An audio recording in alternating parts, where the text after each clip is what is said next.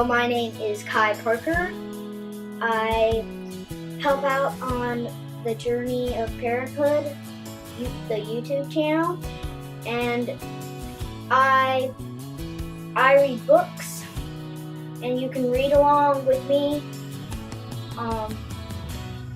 Today I will be reading Paddington. I have several other books that will be coming up either soon, sometime, and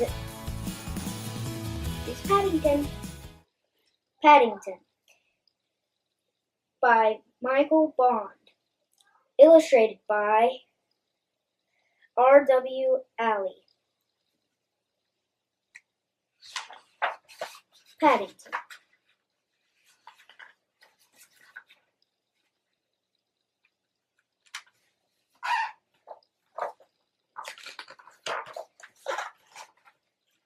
Mr. and Miss Brown first met Paddington on a railway platform.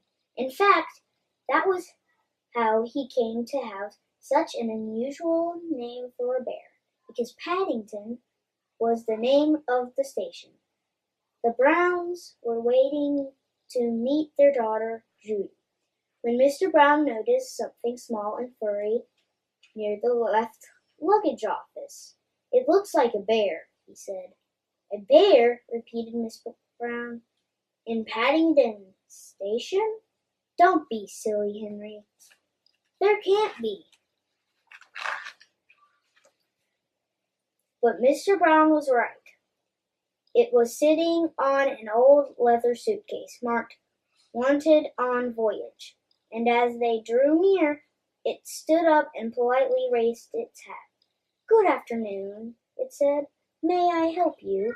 "It's very kind of you," said Mr. Brown. "But as a matter of fact, we were wondering if we could help you." "You are a very small bear," said Miss Brown.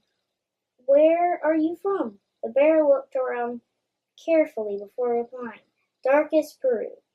I'm not really supposed to be here at all. I'm a stowaway." "Miss, you don't mean to say you've come all the way from South America on your own," exclaimed Miss Brown. "Whatever did you do for food?" Unlocking the suitcase, the bear took out an almost empty glass jar. "I ate marmalade," it said. "Bears like marmalade." Miss Brown looked at the label around the bear's neck. It said quite simply, "Please look after this bear. Thank you."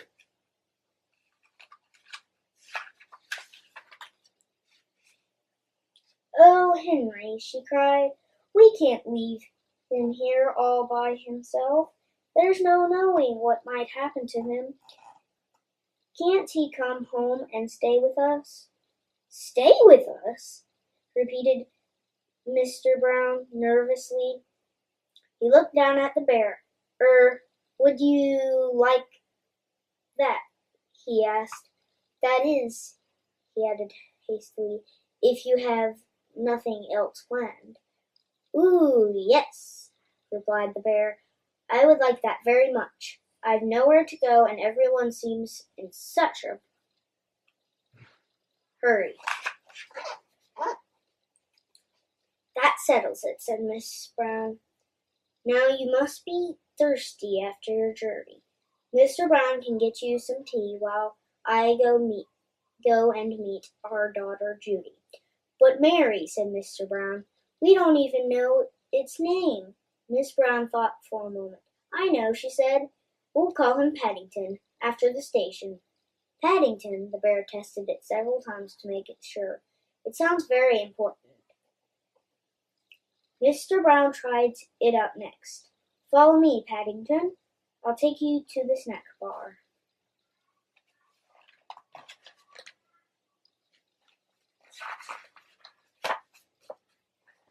Mr. Brown was as good as his word. Paddington had never seen so many snacks on one tray, and he didn't know which to try first. He was so hungry and thirsty that he climbed up onto the table to get a better look. Mr. Brown turned away, pretending he had tea with a bear at Paddington Station every day of his life. "Henry!" cried Miss Brown when she arrived with Judy. "What are you doing to that poor bear?" Paddington jumped up to raise his hat, and in his haste he slipped on a strawberry tart, skidded on the cream, and fell backward into his cup of tea. "I think we better go before anything else happens," said Mr. Brown. Judy took hold of Paddington's paw. "Come along," she said. "We'll take you home, and you can meet Miss Bird and my brother Jonathan."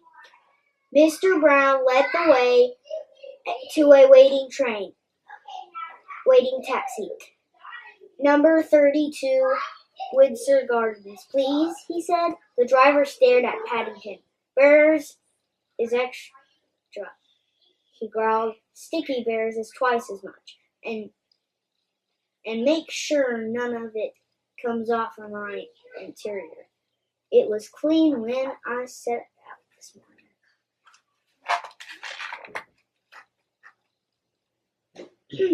The sun was shining as they drove out of the station, and there were cars and big red buses everywhere. Paddington waved to some people waiting at a bus stop, and several of them waved back. It was all very friendly. Paddington tapped the taxi driver on his shoulder. "It isn't a bit like darkest Peru," he announced. The man jumped at the sound of Paddington's voice. "Cream!" he said bitterly.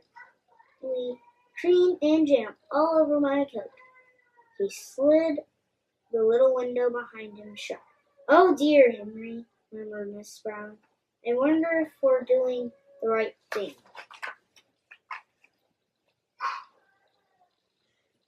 Fortunately, before anyone had time to answer, they arrived at Windsor Gardens, and Judy helped Paddington onto the pavement. "Now you're going to meet Miss Bird," she said. "She looks after us. She's a bit fierce at times, but she doesn't really mean it. I'm sure you'll like her." Paddington felt his knee begin to wobble. "I'm sure I shall, if you say so," he replied. The thing is, will she like me?"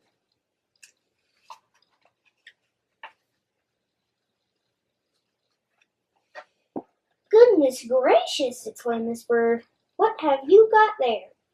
"It's not a what. It's a bear called Paddington, and he's coming to stay with us." "A bear," said Miss Bird, as Paddington raised his hat. "Well, he has good manners, I'll say that for him." "I'm afraid I stepped on a jam tart by mistake," said Paddington. "I can see that," said Miss Bird. "You'd better have a bath before you're very much older. Judy can turn it on for you. I dare say you'll be wanting some marmalade, too." "I think she likes you," whispered Judy. Paddington had never been in a bathroom before. While water was running, he made himself at home. First of all, he tried writing his name on the steam on the mirror. Then he used Mr. Brown's shaving cream to draw a map of Peru on the floor. It wasn't until a drip landed on his head that he remembered what he was supposed to be doing. He soon discovered that getting into the bath is one thing, but it's quite another matter getting out again, especially when it's full of soapy water. Paddington tried calling out, "Help!" at first in a quiet voice, so as not to disturb anyone. Then very loudly, "Help! Help!" When that didn't work, he began bailing the water out with his hat. But the hat had several holes in it, and his map of Peru soon turned into a sea of foam. Suddenly, Jonathan and Judy burst into the bathroom and lifted dripping Paddington onto the floor. "Thank goodness you're all right," cried Judy. "We heard you calling out. Fancy making such a mess," said Jonathan, admiring. "You should have pulled the plug out." "Oh," said Paddington, "I never thought of that." When Paddington came downstairs, he looked so clean that no one could possibly be cross with him. His fur was all soft and silky, his nose gleamed, and his paws had lost all traces of the jam and cream. The Browns made room for him in a small armchair, and Miss Bird brought him a pot of tea and a plate of hot buttered toast and marmalade.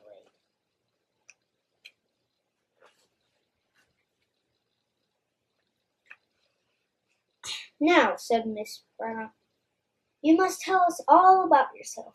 I'm sure you must have had lots of adventures." "I have," said Paddington earnestly. "Things are always happening to me. I'm that sort of bear." He settled back in the armchair. "I was brought up by my Aunt Lucy in darkest Peru," he began, "but she had to go into a home for retired bears in Lima." He closed his eyes thoughtfully, and a hush fell over the room, as everyone waited expectantly.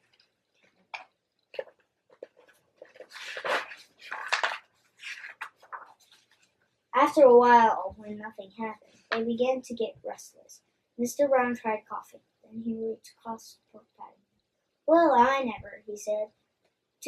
I do believe he's fast asleep." "After all that's happened to him," said Miss Brown. "Is it any wonder?" The end. Be sure to check out all of our other books, and be sure to check out our videos, and have fun!